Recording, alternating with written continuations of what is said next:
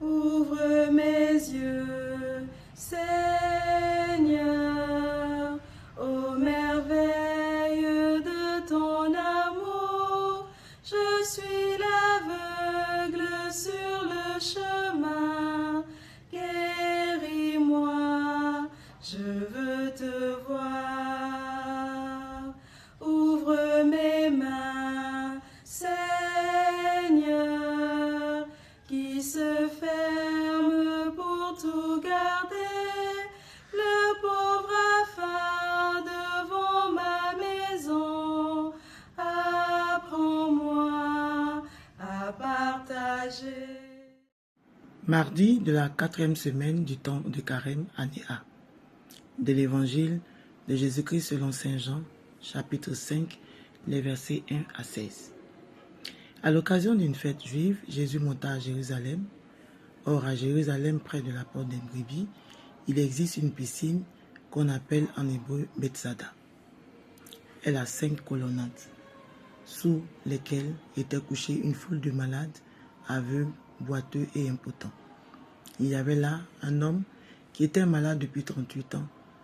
Jésus, le voyant couché là, et apprenant qu'il était dans cet état depuis longtemps, lui dit, « Veux-tu être guéri ?» Le malade lui répondit, « Seigneur, je n'ai personne pour me plonger dans la piscine au moment où l'eau bouillonne. Et pendant que j'y vais, un autre descend avant moi. » Jésus lui dit, « Lève-toi, prends ton brancard et marche. » Et aussitôt, l'homme fut guéri. Il prit son brancard, il marchait. Or, ce jour-là était un jour de sabbat. Les Juifs dirent donc à cet homme que Jésus avait remis sur pied, « C'est le sabbat. Il n'était pas permis de porter ton brancard. » Il leur répliqua, « Celui qui m'a guéri, c'est lui qui m'a dit, prends ton brancard et marche. » Ils l'interrogèrent, « Quel est l'homme qui t'a dit, prends ton brancard et marche ?» Mais celui qui avait été rétabli ne savait pas qui c'était.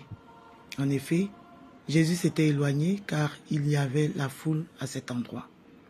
Plus tard, Jésus le retrouve dans le temple et lui dit, « Te voilà guéri, ne pêche plus. Il pourrait t'arriver quelque chose de pire. » L'homme partit annoncer aux Juifs que c'était Jésus qui l'avait guéri, et ceux-ci persécutaient Jésus.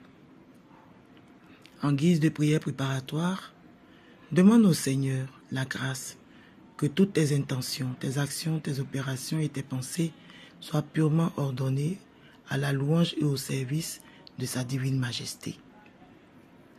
Lis ensuite le texte lentement.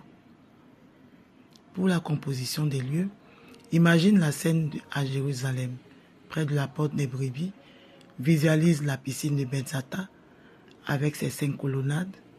C'est un lieu de souffrance, toujours par l'imagination, sans l'humidité du lieu, et vois ce grand nombre de malades, aveugles, boiteux, paralysés, qui attendent sous les portiques dans l'espoir d'une guérison.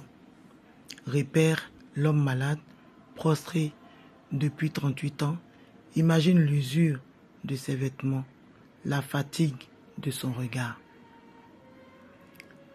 Demande alors une grâce, par exemple, « Seigneur, donne-moi une connaissance intérieure de toi qui vient me chercher dans mes paralysies afin que je puisse me lever et marcher à ta suite. » Je t'invite ensuite à contempler la scène. Dans un premier temps, vois les personnages. Jésus, regarde-le s'approcher. Il ne se laisse pas arrêter par la foule, mais son regard se pose précisément sur cet homme malade depuis 38 ans. Vois l'homme malade, vois sa solitude au milieu de tous les autres. Il est couché sous son grabat, marqué par des années d'attente et peut-être de découragement. Vois aussi la foule et les autorités. Observe ceux qui s'agitent autour de la piscine et plus tard, les Juifs qui questionnent l'homme sur le sabbat. Ensuite, écoute ce que les personnes disent. Écoute la question surprenante et percutante de Jésus. Veux-tu être guéri? Pourquoi pose-t-il cette question à un homme malade depuis si longtemps? Comment te sens-tu face à cette question de Jésus? Est-ce une question qui t'encourage ou qui te bouscule? Parfois, nous nous installons dans nos plaintes et nos habitudes. Es-tu prête à ce que Jésus change vraiment ton quotidien, quitte à ce que tu doives marcher par toi-même ensuite? Écoute la réponse pleine de résignation de l'homme malade. Seigneur, je n'ai personne pour me plonger dans la piscine. Il ne demande rien directement.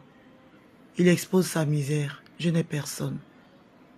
L'homme cherche un homme pour le porter à l'eau, mais c'est Dieu, fait homme, Jésus, qui vient à lui. Quelles sont tes solitudes? Quelles sont les solitudes de ta vie où tu attends un secours humain alors que Jésus est déjà là? Écoute aussi l'ordre puissant de Jésus. Lève-toi, prends ton grabat et marche. Maintenant, regarde ce que font les personnages. Regarde l'homme obéir, l'effort qu'il fait pour se redresser, l'étonnement de sentir ses membres obéir, le geste de prendre son brancard et le porter. Le brancard, son grabat, était le signe de son infirmité. Il devient le trophée de sa guérison. Interroge-toi. Quelles sont tes fragilités passées que tu portes aujourd'hui comme un témoignage de la force de Dieu? Regarde Jésus qui évite la foule. Il guérit gratuitement sans chercher d'applaudissements immédiats. Il ne cherche pas l'approbation des autorités.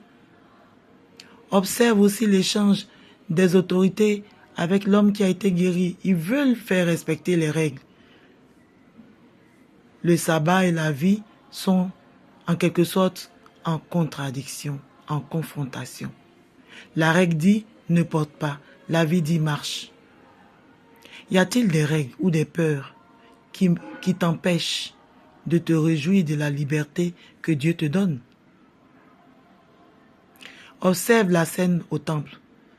Jésus retrouve l'homme pour une parole plus profonde, non pas sur son aspect physique, sa guérison physique, mais sur le péché et la vie intérieure. Tire profit de tout ça. Ensuite, parle à Jésus comme un ami parle à son ami.